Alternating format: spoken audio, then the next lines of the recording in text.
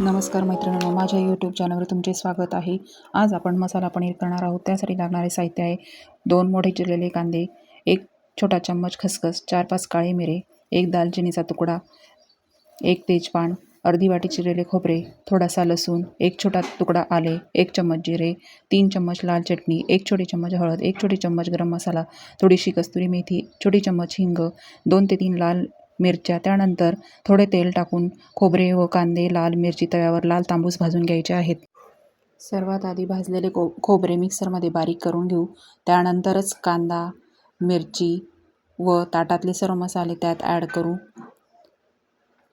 बारीक करताना भांड्यात थोडेसे पाणी टाकून घेऊ आणि त्यानंतर मसाल्याची आपण पेस्ट करून घेऊ. मसाला बारीक करताना आपल्याला थोडे पाणी घालणं आवश्यक आहे. त्यामुळे मसाल्याची जी पेस्ट आहे ती अतिशय बारीक होते. तुम्ही बघू शकता आपला मसाला अतिशय बारीक झालेला आहे. त्यानंतर आपल्याला पनीरचे 200 ग्रॅम तुकडे घ्यायचे आहेत. ते आपल्याला गरम पाण्यात टाकून त्यांना धुवून घ्यायचे. त्यानंतर त्यांना चाळणीमध्ये टाकून ते पाणी गाळून घ्यायचं आहे, म्हणजे ते स्वच्छ होतात. त्यानंतर आपल्याला कढईमध्ये 1 पळी तेल टाकून त्यात पनीरचे तुकडे टाकून आपल्याला ते लाल तांबूस होईपर्यंत त्यांना फ्राय करून घ्यायचे आहेत.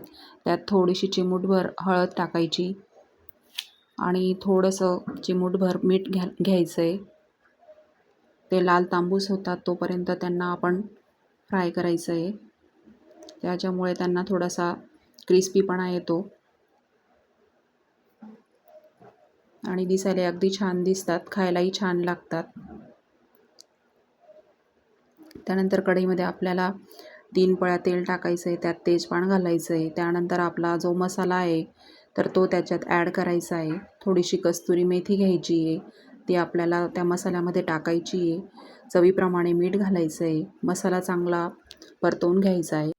तसेच त्यात किचन किंग मिक्स मसाला आपल्याला ॲड करायचा आहे, 1 छोटी चम्मच. त्यानंतर मसाला चांगला परतवून घ्यायचा आहे. त्यात आपल्याला पनीरचे तुकडे टाकायचे आहेत. ते त्यात चांगले मिक्स करून घ्यायचे आणि थोडेसे पाणी त्यात आपल्याला ॲड करायचे आहे. मसाला चांगला परतून घ्यायचा आहे, एकजीव करून घ्यायचे आहे पनीरचे तुकडे आणि मसाला. त्याच्यामुळे ते मसाल्याला चांगलं तेल सुटेपर्यंत चांगलं परतून घ्यायचं आहे. वाटल्यास आपल्याला थोडंसं पाणी घालायचं. त्यामुळे मसाला एकजीव होऊन तो पनीरचे तुकडे आणि मसाला एकजीव होतो.